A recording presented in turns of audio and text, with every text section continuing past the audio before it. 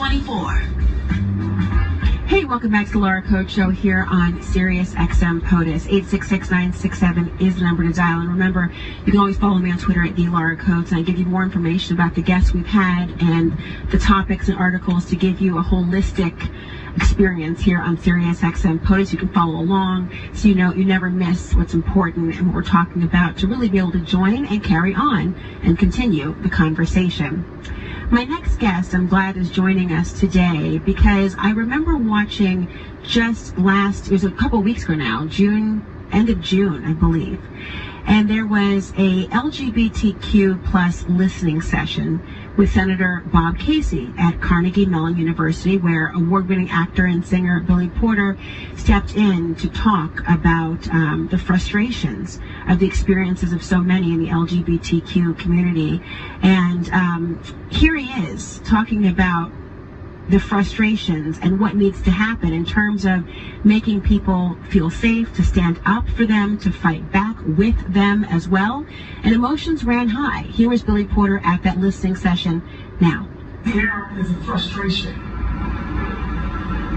and a rage that is based on the same fight. This country was founded. It was founded on slavery. We live in a country who doesn't even want to teach it. That's why she's so mad. That's why I'm filled with rage. You know, I mitigate it differently. I'm an artist. So I get to be on shows like Pose and show y'all what I'm talking about. That's a gift. That's a blessing. Everybody don't have that gift. Everybody don't have that space to process their trauma and grief. Everybody don't have that space. I have that space. Which is why I can stand up here before you clearly and speak about it. She said something about black people who have a problem with transgender and gay folks. Unpack that. For real, anybody who knows me knows that that's what I've targeted from the beginning of my life. How dare you use the Bible to weaponize your hate? How dare you? Y'all ain't doing nothing that Jesus said to do. Don't have nothing to do with Jesus. Stop blaming your hate on God. It's not of God at all. At all. We have to learn our history. You know, my question is, why is what was Billy Porter speaking about? I'll jump in here. What was Billy Porter speaking about? He was speaking in reaction to the words of Ciora Thomas, who is an LGBTQ plus activist and also founder of SisTers PGH. She had made her way to the podium at Carnegie Mellon University's Tepper School of Business. And she said, I came up here to send a message. I don't want to start any violence. I see a lot of white folks looking at me as if I've done something wrong because I'm black and trans. And when she stepped to the podium to speak, it was jarring in the best sense of the word to arrest the conversation in a way that then propelled it forward and invited, of course, the conversation that you then saw in terms of Billy Porter and heard just a snippet of. I encourage you to watch the entire thing and listen to the entire thing as part of Senator Casey's LGBTQ plus listening session. I've only played you a very small portion of it. I'm joined now by Ciora Thomas about what was going on and why she felt compelled not only to speak that day, but also she's a Black trans Pittsburgh organizer who founded SisTers PGH, which is an organization that helps in aid to AIDS and rehabilitate transgender people of color and also impoverished individuals in the city. She joins me now. Ciora Thomas, welcome to the show. How are you? I'm good. Thank you so much, Laura, for having me. I could have gone on in terms of your bio, but I really wanted to hear from you about your organization. And I remember watching when you spoke and Mr. Porter's reaction to it. First of all, give us a little information, Ciora, about your organization, SisTers PGH. Yes, absolutely. So I founded SisTers PGH around 2010, between 2013, as a homeless teenager myself, a homeless teen in Pittsburgh, trying to navigate and find resources for me to thrive as a young woman, just learning about my transition, just learning, about survival. And unfortunately, that did wound me to the streets and, involved with sex work and drugs and alcohol and things that were not allowing me to thrive within community. And as I'm experiencing this, I'm watching my sisters experiencing this. I'm looking to my left, I'm looking to my right, and I'm seeing us as young girls, young women in Pittsburgh, homeless, sleeping outside, getting in cars with these old white men, and that just wasn't it. I felt compelled to clean myself up and make sure that, black and brown trans women and trans men, non-binary folks in Pittsburgh always has a place to call home and a community that is not exploiting, tokenizing, or using us in a fashion that is what I call a lot a guinea pig, that is normally a system of white supremacy and a savior syndrome that is in a lot of well-intentioned people, but they are unable to tap the need for us to thrive because they are not of community. So with that, in 2021, we are now homeowners. I purchased a home 2 years ago for our trans and non-binary people of color in Pittsburgh, Allegheny County, Mon Valley, in southwestern Pennsylvania, for anyone who is homeless, going through any type of houseless situation, that they can come to what we call Project T and meet with my staff who are trans and non-binary and build community, learn how to be sustainable, learn how to thrive within community, find employment, an employment that is paying a livable wage, not just, minimum wage. We need more than that.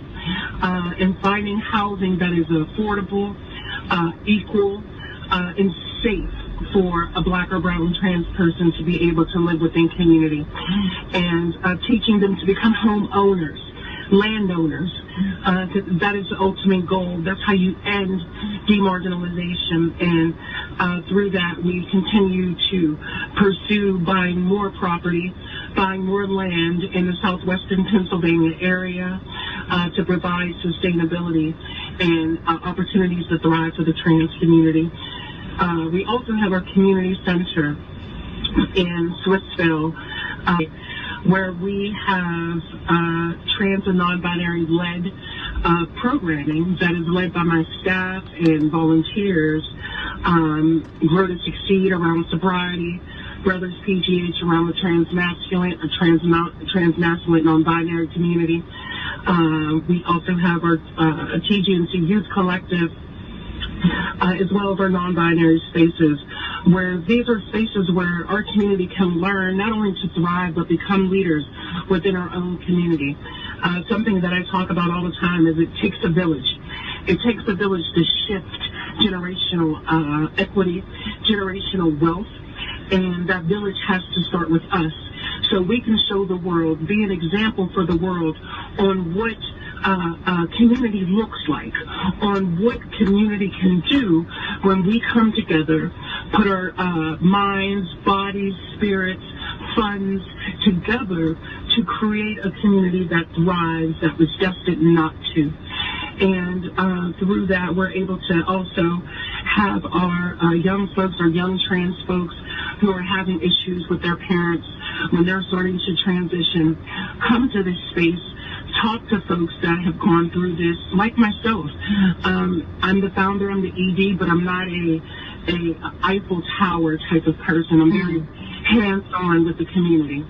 I believe in always staying connected where I come from, never forgetting where I come from, And Ciora, on that part, Ciora, if I could, on that part there, and the idea of connectedness and making sure about the community and thriving, a couple of things have really stuck out from what you've said, and all of it has, obviously, but I can't help but think to myself about the ideas of some of the issues you've identified really overlap in terms of marginalization in general, but the experience of somebody who is a person of color and also a member of the LGBTQ community and also trans, that it is even a more specific and nuanced existence and community frustration in terms of being excluded or left out of the conversation. I could see any time any one of the issues you've raised about homelessness or about intergenerational wealth or about issues related to healthcare or gainful employment, that oftentimes it appears as though all that compartmentalization ignores the intersection of all of these things. Are you finding that to be the case? Absolutely, Laura. And in addition, within, we have to understand, and this is something I talk about a lot, we live within intersections. And even within the sexual orientation of LGBTQ, our trans community has been watered down and marginalized within a sexual orientation that is known as the LGBTQ community. And as long as we are watered down as only a sexual orientation, we will only be considered that to the masses and to society. And in order for us to demarginalize as a community, we have to understand that transgender is gender, and sexual orientations trans people as well as cisgender people can be all of those orientations. So it's very important that, folks understand that. So can I ask, what do you know, has there been other listening sessions, and do you find there was a good opportunity or a good initiative, someone like Senator Casey, to have a town hall? Do you find that there should be more opportunities for this, or do you feel that what comes out of it is either productive or not productive? What is your reaction to town halls like this? Yes, so I want to be very candid because that's who I am.